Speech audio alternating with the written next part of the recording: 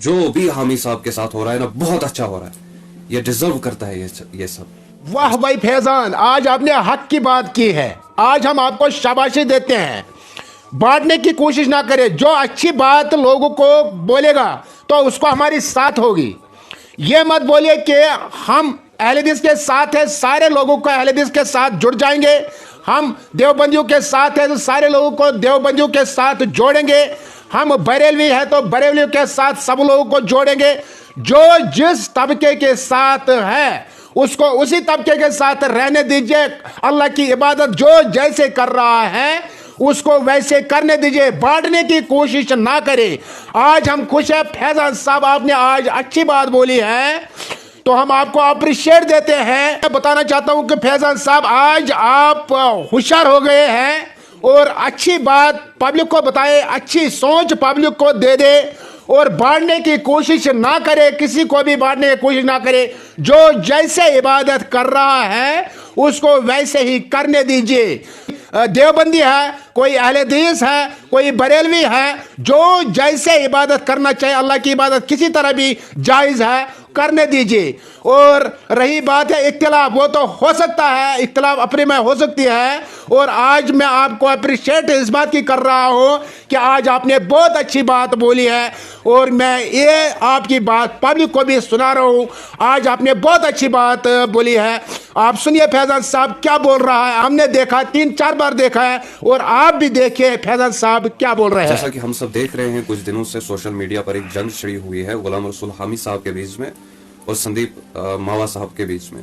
बहुत सारे सपोर्टर जो है संदीप मावा की तरफ से भी हामी साहब पर अटैक कर रहे हैं और बहुत सारे हामी साहब के सपोर्टर जो है संदीप मावा पर जो है अटैक कर रहे हैं। तो हम सब ने देखा, हम सब ने समझा इन चीजों को।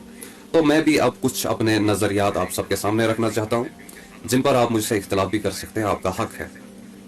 लेकिन मुझे जो सही लगता है मैं वो बोलता हूँ, और जब कहीं गलत कुछ होता है तो मेरे अंदर की आवाज एक ना, अंदर का वो जमीर एक आवाज देता है कि फैजान गलत हो रहा है, तूने इसमें नहीं उतरना। जब मैं कुछ चीज गलत देखता हूँ होते हुए तो मैं मजबूर हो जाता हूँ सोशल मीडिया पर आने के लिए। जैसा कि आप सबको मालूम है कि जम्मू कश्मीर में मेरे इख्तिलाफ बरेलवियों के साथ कैसे हैं और मेरी लड़ाई बरेलवियों के साथ किस चीज पर है, जिस पर मैंने हामी साहब को बहुत बार अटैक किया, दाऊदी साहब को, और कुरान और हदीस से इल्म के मैदान में। ठीक है, तो आज आप शायद मुझसे ये एक्सपेक्ट कर रहे होंगे कि फैजान ये बोलेगा कि जो भी हामी साहब के साथ हो रहा है ना, बहुत अच्छा हो रहा है, ये डिजर्व करता है ये सब।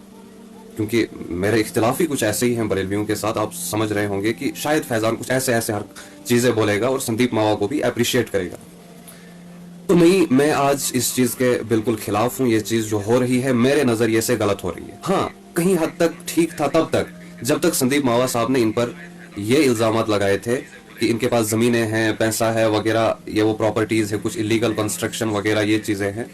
तो तब तक तो मैं इन वीडियोस को देख रहा था कि मैं चलो भाई, अगर इसने किसी का हक खाया है तो उसको हक मिलना चाहिए और आवाम के सामने भी आना चाहिए कि जो फैजान ने हमेशा बोला है कि मैं आम इंसान की तरफ से उठा हूं, जिनके घरों में तुमने खत्म पढ़ के उनको लूटा है, ठीक है, और वो पैसा निकलना चाहिए बाहर।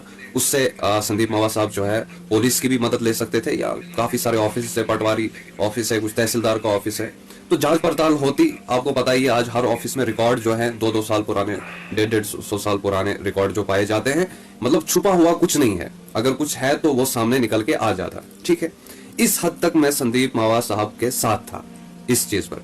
लेकिन जब उन्होंने इस इख्तिलाफ से हटकर, इन इल्जामात से हटकर हामी साहब की पर्सनल लाइफ पर अटैक किया, वो ऑडियोज वगैरह, कॉल रिकॉर्डिंग्स वगैरह जो उन्होंने चढ़ाई, मैं उस पर बात नहीं करना चाहता कि वो कॉल रिकॉर्डिंग्स सच्ची थी या झूठी थी, एआई से एडिटेड थी या पुरानी थी, 5 साल पुरानी थी। मैं इन चीजों पर नहीं जाना चाहता। सही भी हो सकती है, झूठ भी हो सकती है। आजकल एडिटिंग का दौर है, मतलब आज आप ऐसी एडिटिंग कर सकते हो कि एक ना जानने वाला अगर उस चीज को देखेगा वो उसको उस पर बिलीव कर लेगा कि भाई ये एडिट की हुई वीडियोस है या ऑडियोज है।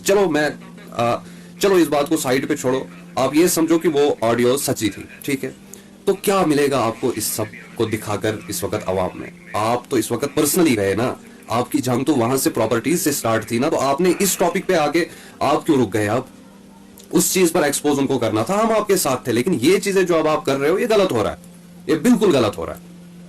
अभी आपने इतना मजबूर उनको कर दिया कि उनकी वाइफ को जो है शाम को लाइव आना पड़ा और उनको व्हाटएवर जो भी है, आपने देखा होगा। ये बदकिस्मती की बात है कि हमारी एक बहन, हमारी एक माँ जो है इस वक्त एक सोशल मीडिया पर आ रही है मतलब इतना वो टॉर्चर हो रहे हैं। कल को मैं सवाल करता हूँ आवाम से भी इस चीज का, कल को उसकी औलाद ने सुसाइड कर लिया या उसकी बीवी ने लाइव आके सुसाइड अपना गला काट दिया, तो क्या जवाब देंगे हम खुदा को कल कि हामी साहब की गलतियों की वजह से इनके परिवार को भी बीच में लाया गया, इतना टॉर्चर किया गया। इन सब चीजों से निकलना कुछ नहीं है। जो हामी साहब के सपोर्टर है वो यही चीज समझेंगे कि ये एडिटेड ऑडियो है, और जो इनके मुखालिफिन हैं उनमें से बहुत सारे ये चीज समझेंगे कि हामी साहब के साथ अच्छा हो रहा है, शायद ये असली ऑडियोज हैं या असली वीडियोज हैं वगैरह जो भी है। तो ये सब चीजें गलत हो रही हैं जनाब। हम इन चीजों के खिलाफ है आपके साथ, और मैं इस चीज पर हामी साहब के साथ हूं। मैं आपको इस चीज पर अप्रिशिएट नहीं करने वाला कि आपने इतना टॉर्चर उनको किया कि उनकी बीवी को लाइव आना पड़ा। नहीं, मैं नहीं कर सकता अप्रिशिएट, वो हमारी बहन है, मैं कैसे अप्रिशिएट करूं आपको। कल को उनके बच्चे, मतलब इतना वो प्रेशर अगर उन्होंने अपने दिमाग पे लिया, उन्होंने सुसाइड कर ली, क्या जवाब हम देंगे। बाद में आप ये सारी ऑडियोज डिलीट कर देंगे, लेकिन फायदा नहीं रहेगा ना। तो मेरी आपसे यही गुजारिश है कि जो भी आपने ये कॉल रिकॉर्डिंग्स वगैरह चढ़ाई है, इनको डिलीट कर दें, चाहे ये सच्ची है या चाहे ये झूठी है। ये इस वक्त माशरे में एक बहुत गलत मैसेज जा रहा है, एक आम इंसान के लिए ये बहुत गलत मैसेज जा रहा है। तो इन सबको डिलीट कर दें। बाकी उन चीजों पर आपने इनके साथ इख्तिलाफ रखना है, पुलिस की मदद ले, कानून का सहारा ले। जो भी ये प्रॉपर्टीज वगैरह का आज सुबह आपने अपलोड किए, किसी का पैसा इन्होंने खाया है, ठीक है, किसी को हक दिलाना अच्छी बात है, इन चीजों में हम आपकी सपोर्ट करते हैं, लेकिन ये जाती मामला से दूर हट जाएं।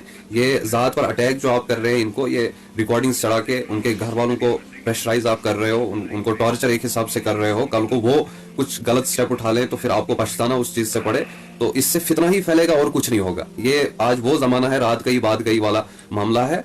तो इन सबको रोके।